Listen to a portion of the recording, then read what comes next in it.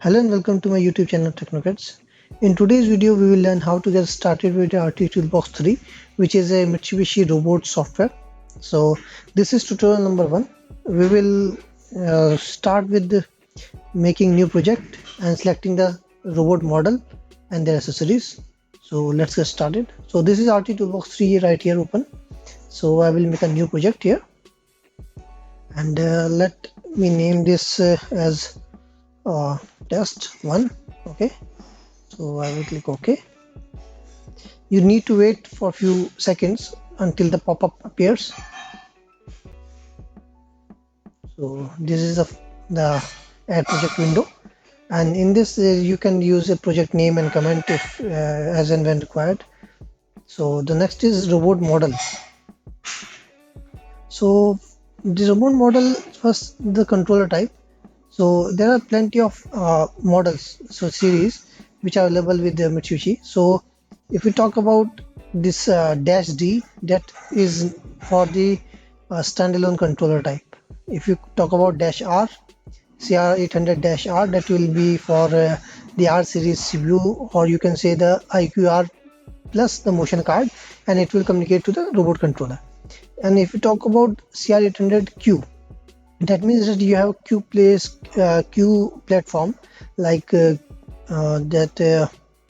you can say Q03UDV or something, and with that a robot card will be attached, and that will communicate to with this CR800Q controller, robot controller.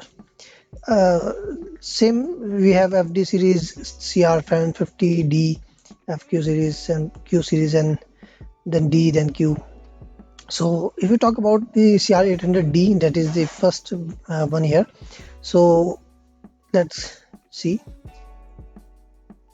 So the type is, we can use we have RV vertical robots, that is for 6 axis and 5 axis here, and RH as horizontal type robots. So you can select the maximum payloads, let's say 6 kg, and depending upon your model you can select your robot. Let's suppose we have 5520-D, so we will select this and I will click next. Now the communication part, the number 3 is communication. So this defines that firstly it defines the network of the robot, that is CC-Link I field, that is inbuilt, CC-Link I field basic, that is inbuilt in this robot. So this is the Ethernet IP of robot first. Now you want to communicate RT Toolbox with robot controller in which method? Suppose you have USB, you have TCP IP, and you have via GOT. So I will use suppose USB. So the setting is here, and if I use TCP IP, then nothing you have to alter.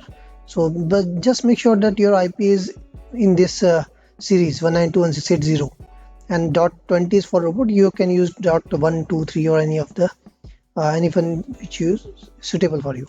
So I will select USB here. Now I will click next.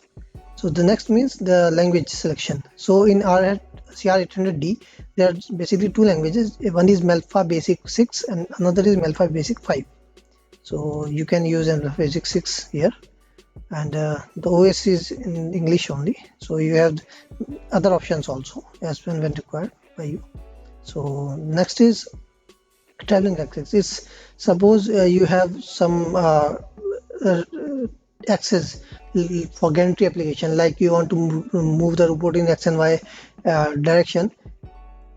So you need to add you can add 2 more axes with this controller, like MRJ4B, that can be directly communicated over optical fiber SSCnet cable through.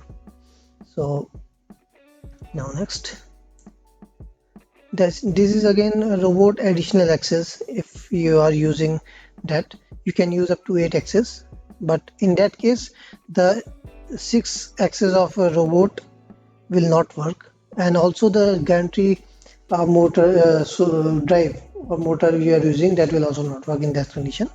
So next is the tool.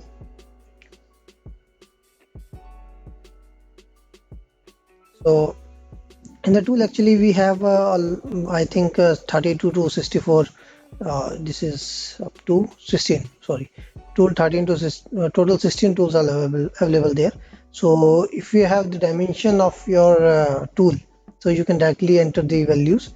Otherwise, you have a function in robot that is uh, known as automatic tool calibration, that is you can also use. I will explain further that how it is used. The next is weight and size of the tool.